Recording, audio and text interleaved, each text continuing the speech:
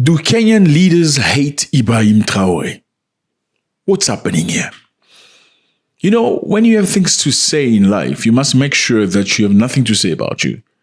Or if you're going to say something about people, you must be sure that people are going to say things about you. Do Kenyan leaders hate Ibrahim Traoré, this young man that seemed to be working for the interest of his people, trying to put his people first, not politics? Somebody that's going straight to the point, building hospitals, building tomato plants, building schools, getting equipment for agriculture, prioritizing the people, taking care of the orphans and the widows who have lost their loved one, their father, their brother, their husband in war. Why do Kenyan leaders have things to say about this person? What has he done wrong? I think this is very interesting. Do they hate Ibrahim Traoré? Watch this, fellas. Therefore, as a union in the Africa Union, we are against any undemocratic removal of any government. Coups are not a panacea. They are not a solution to the challenges that we have as a continent. So it's very interesting to see we are against all undemocratic things. Okay, everything that is not democratically elected should be banned or should be put to the side or should be judged or should be crucified. Does it make sense? It sounds good because you want to disable people from the ability of thinking that they can overturn or overrun a country or take power by force and be accepted. We can understand that. But how should people behave if they are subjected to injustice, constant beating, constant humiliation, constant disappearance of all dissidents? I mean, we know countries where people, when you say something negative about the president, you disappear. I mean, how many people have lost brothers and sisters and loved ones like that? How do they feel about the government? Are they going to constantly beg to go through elections that are rigged naturally? Of course, that's what happens in most African countries. To wait for change whilst their brothers and their husbands and their siblings have disappeared because they said something about the president that is not absolutely wrong.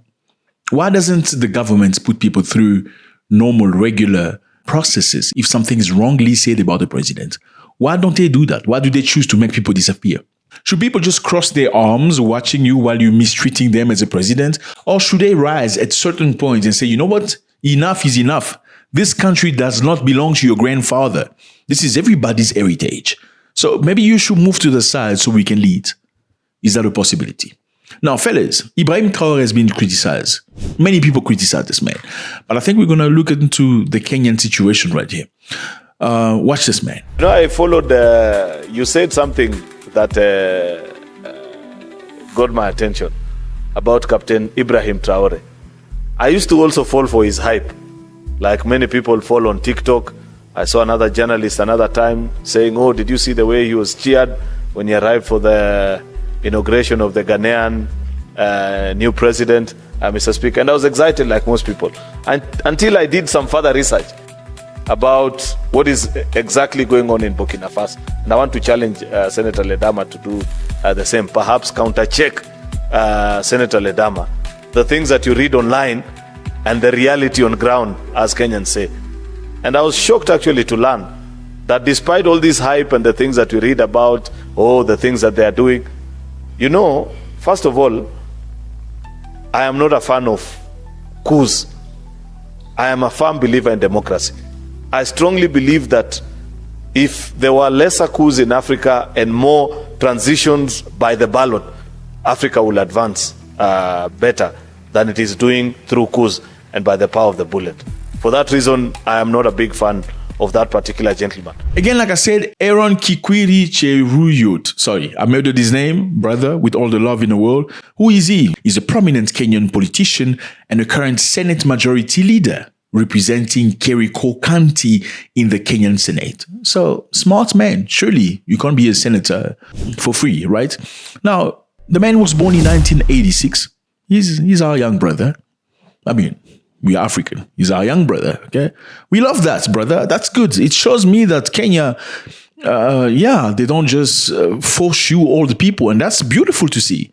You know, getting fresher brains to function. That's beautiful. And the man went to school, okay? He's not one of those politicians you just get from whichever place and you just put him into power. What did he study?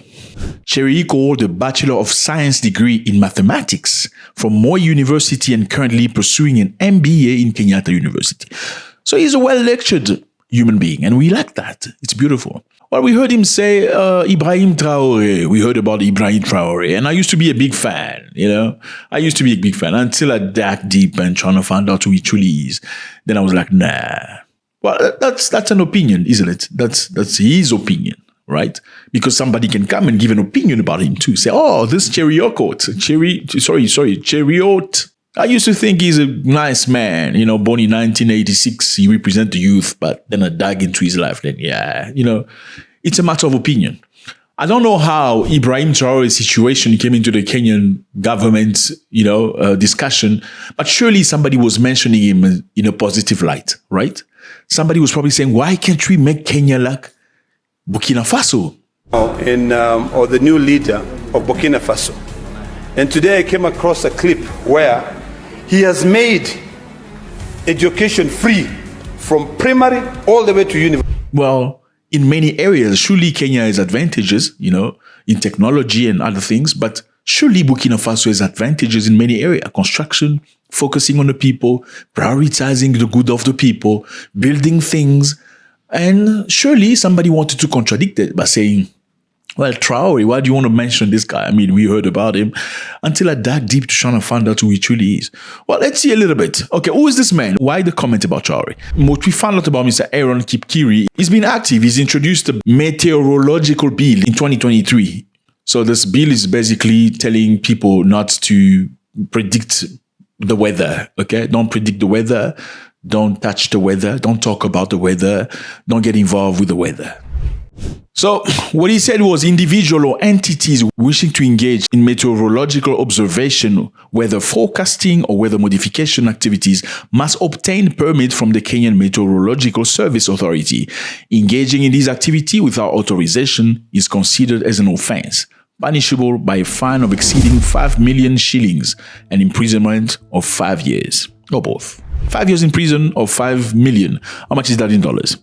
Okay, so you want to imprison people for what? For predicting the weather, literally. I mean, people predict the weather all over the world, okay? It's not an offense. It's people can use rudimental tools, like very simple tools to predict what the weather is going to look like. What do you expect? Are you expecting rain? Are you expecting wind or sun? You know what I mean? So why is it important? We need to talk about this brother because this brother talked about Traoré. We're just trying to find out, he's a great man. He's a good-looking man. He's young. He's strong. He looks like he knows what he's saying when he says, when I also used to like him, when I looked into him and I wanted to find out a bit, and I was disappointed. So we're trying to find out what he's done in the past, okay? So he's pushed a bill to make people pay 5 million shillings and go to jail for 5 years if you make a comment about the weather, okay? Why? Because Kenya is going through the most right now. Kenya has gone through rains and floods and droughts and many other things. Very difficult. Now, like I said earlier, private people observing the weather have done it for the longest time. It's accepted in the United States. You can do it as a private person. In the UK, you can do it. In France, in Belgium, in most of the Western countries, Canada, you name it. But in Kenya, it's not authorized. Now, you must ask yourself, why is it not authorized? According to data, Kenya does what you call weather modification. Okay, well, let's go into this. Kenya officially began embracing cloud seeding around early 2000 as a part of a broader effort to combat drought and water scarcity. The government has since expanded and refined its weather modification program. So in other words, Kenya has a weather modification program. Weather modification or cloud seeding is some techniques that can apply to sort of, change the weather or make the rain, And what was the goal? According to files, they do that because Kenya has areas where people are struggling with lack of water, lack of rain. And people in agriculture are going through difficult time because they need the rain. They don't get the rain. So weather modification is a program that started in 2000 by the Kenyans. Were the Kenyan people consulted? Absolutely not. But some people up there decided to do it. Now, the problem with weather modification, even though the idea is good, is that it doesn't come without the risk. Now, it's not without the danger. This includes environmental harm, health risk, unintended weather change, and ethical concern. So in other words, altered weather pattern, while cloud seeding aims to increase rainfall, there is a lack of predictability regarding the full extent of its effect. In some cases, it could cause increased rainfall in one area, potentially leading to flooding or soil erosion. Okay, so do you remember that Kenya has been going through a lot of rain, heavy rain, erosions, and stuff like that? That's probably, according to some people, from weather modification. Now, why would somebody all of a sudden wake up instead of resolving the problem of one of my brothers in Kenya who need food, who need a job? He just said, no, from now on, we don't want anybody to predict the weather anymore. It's because you don't want people to tell other people about things that are being done without them knowing about it, right? So you lost your house, you perhaps lost your crop, or you lost good things through a rain that was introduced through cloud modification. Therefore, it will anger the people if there are some independent people talking about the cloud, talking about the weather, giving people prediction that is not official from the government, right? Therefore, it's necessary. What's the best way to shut them up? I'm not saying that's what he did. I'm just giving an option. We're just thinking one of the best options would be, you know what? We will not accept anybody to talk about the weather anymore. That is a property of the state. We only can predict the weather. I mean, America lets you predict the weather as a human being. They actually want you to do it so they can mix it with science and get more precise prediction. UK does it. Canada does it. I know you're not the UK or Canada, but you want to be like the UK and Canada and America. I mean, one of the senators in Kenya the other time said you need to accept genetically modified foods because Bill Gates said it's okay. He's been using it for the longest time. We have so many things that can kill us in this country. Being in this country, you are a candidate for death.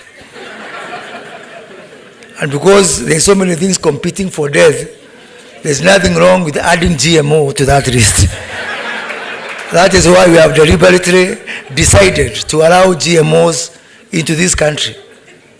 And the second thing is, until we are satisfied that we have enough maize in this country, our staple food, tomorrow I am signing a gazette notice to allow for importation of up to 10 million bags of maize. So basically, he was saying that it's okay to bring genetically modified food or genetically modified seed for agriculture. It's fine because everybody does it. So in other words, yeah, we look up to the United States because he said nothing has gone wrong with the USA. Though it is okay to criticize everybody, I think it's okay to also accept criticism. There are things that happen in Kenya that other people don't necessarily agree with it, like genetically modified food, you know. We are not going to allow that. Moses Kuria, na sisi hatukuogopi.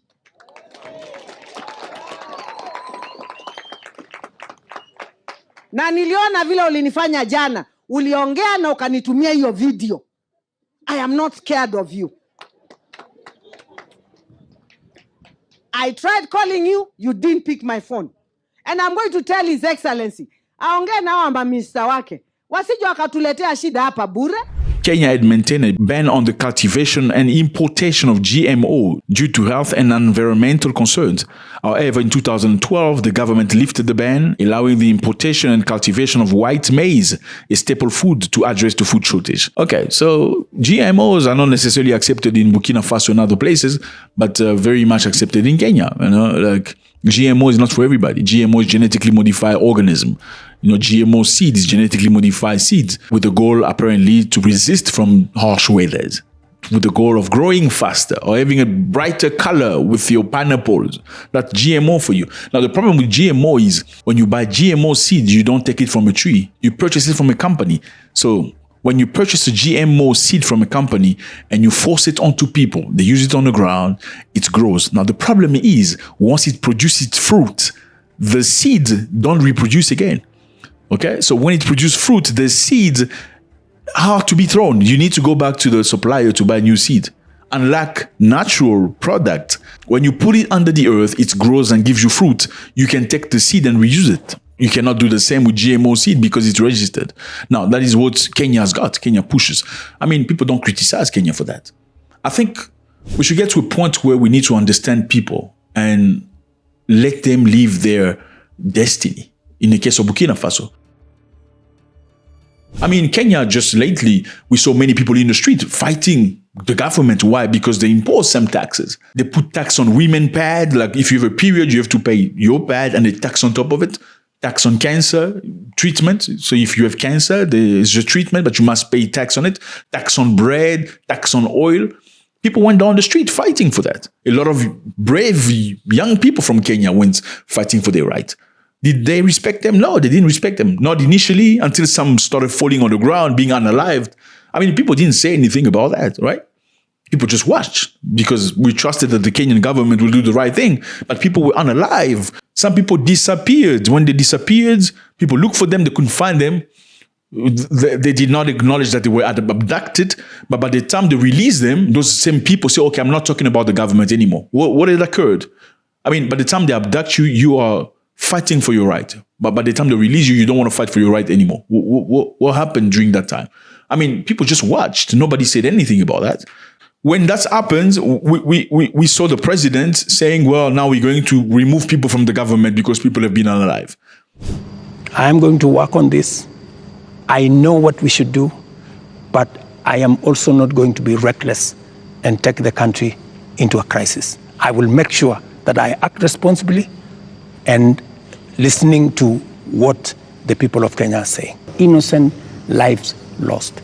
But also equally, as a person who is responsible, I must think about those who are suffering because they were innocent, but I must also be concerned about those who are suffering because criminals cause them immense harm. And that is the balance that I need to be able to lead a country. I must protect everybody. I must protect the protesters, and I must be concerned about their lives. I must also protect innocent people who become victims of criminals who take advantage of a peaceful, democratic process. How is that bringing the people back who have been unalive? I don't know. Have things changed? I think we need to allow people to make their own mistakes. And the destiny of Burkina Faso right now is not to be criticized, especially not from people who are still also trying to find themselves. I don't remember when last Kenya was at war, right? Yeah. So things should be moving forward very fast. People should be very happy, people should be focusing on creating jobs for Kenyans and you know what I mean? And good things for Kenyans. Burkina Faso is at war. It's riddled by terrorism. There's a lot of things happening. So you cannot necessarily ask them for democracy right now, because how do you fight for democracy when things are unstable, when there's people fighting unalive the entire village? It's very difficult. You need to give people time to grow to that level. Are people angry at Ibrahim Traoré because he's doing the right thing, because he's young, he's trying to build the country, he's doing things in very short time period that many politicians in Africa have been unable to do in 10 years of government or governance, whilst building their own private companies, enriching their wives, making sure their children have businesses here and there. Ibrahim Traoré doesn't have any of that. So it's very easy to criticize people. Like Jesus was criticized, wasn't he? Who killed Jesus? Who unalived Jesus? We know, right? Was it strangers? No, it wasn't. I'm not saying Traoré is Jesus or comparing him to Jesus. All I'm saying is you can look into every religion. Some of the prophets were all combated by somebody. There were always people who were very smart, very intelligent. I mean, scribes, writers, intelligent people criticized Jesus. They knew the books. You know what I'm saying? So I don't think it's the time for that. I think we need to allow people to make their own mistakes. And in this case, Ibrahim Traoré is going through the most.